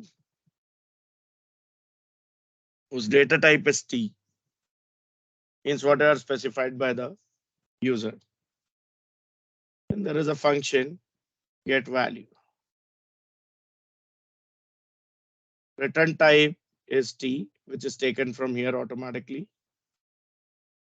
And here I say return this dot value.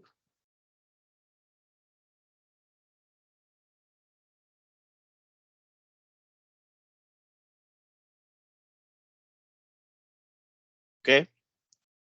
So to use this or to try this, what I can do is can say there is a const s box for string box is equals to new box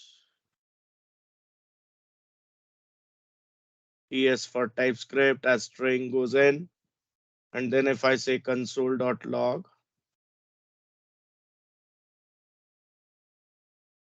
sbox dot get value, what it will return me? A string that is ts. Similarly, if I say this is a new box of 30 without quotes, it will return me integer. Right? So generics are possible just like C# here in TypeScript.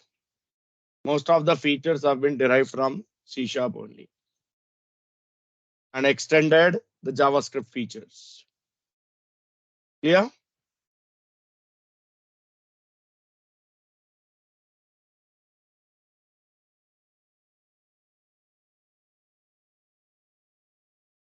Clear? Yes.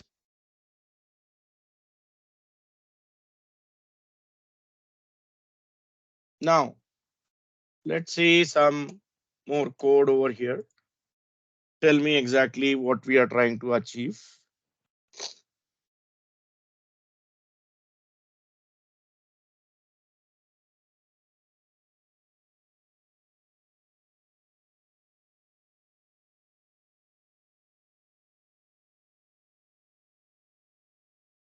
There is a function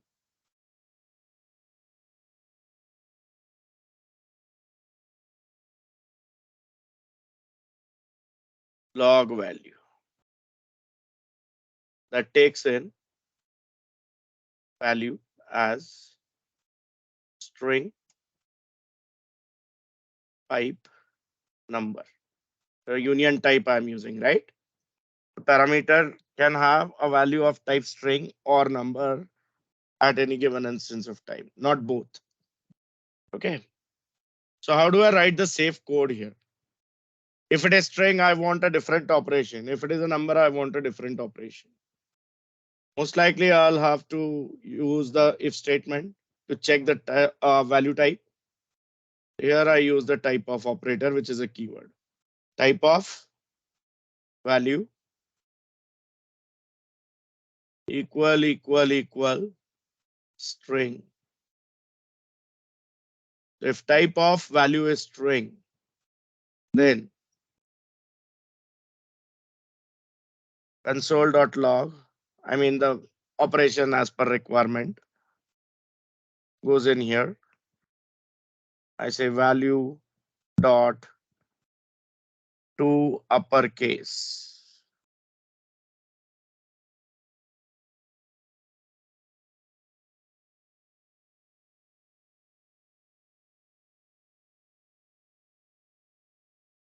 Else console.log If I want here also, I can use type of, right? To be more precise.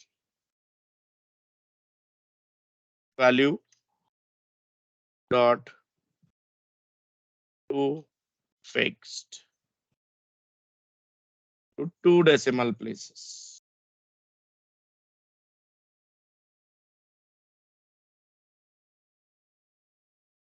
Tell me what is this? Two different operations. If the value data type is string, convert the string to uppercase, all uppercase characters.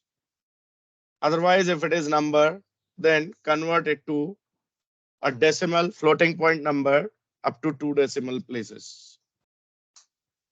This is something, I mean, this kind of operation is something that we refer to as type guard.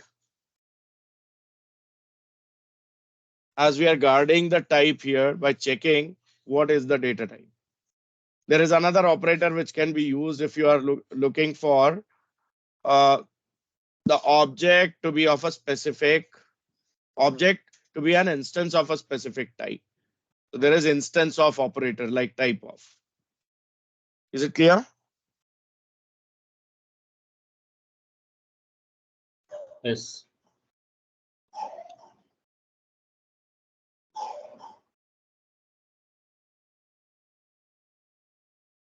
Okay. Any questions here?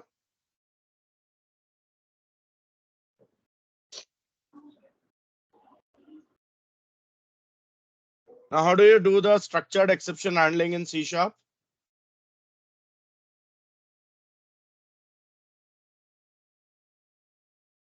I believe everyone agrees with this. Try block with error prone statements, right? And then there is catch block which catches the error.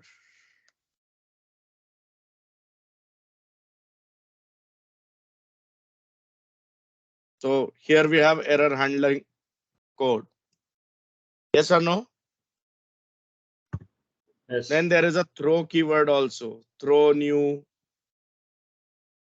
In .NET, we throw exceptions. Here in TypeScript, we throw errors with the message, whatever we want to be carried back. Yes. So if you want custom exceptions to be created, just extend the class error. This is quite similar to what you have in .NET. Just one difference though. Can you notice that? What is it? We don't have multiple catch blocks here. We have single catch block only. Though we have finally block available. So optionally you can have finally, which does the same exact same work that finally block does in .NET. The cleanup. Yeah.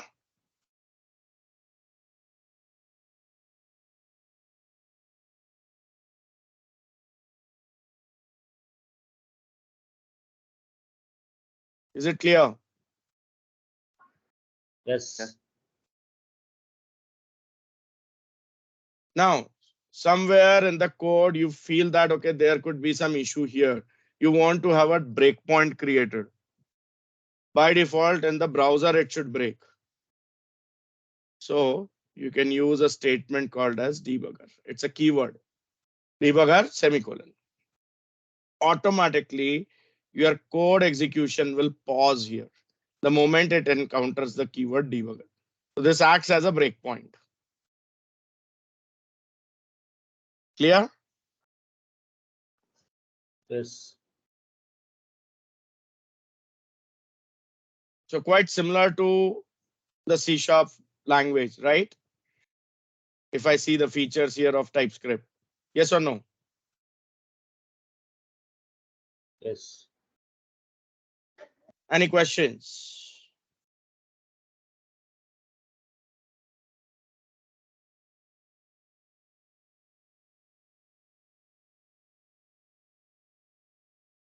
Okay, so that's it for today. In next session, we'll be looking at some more advanced features of TypeScript.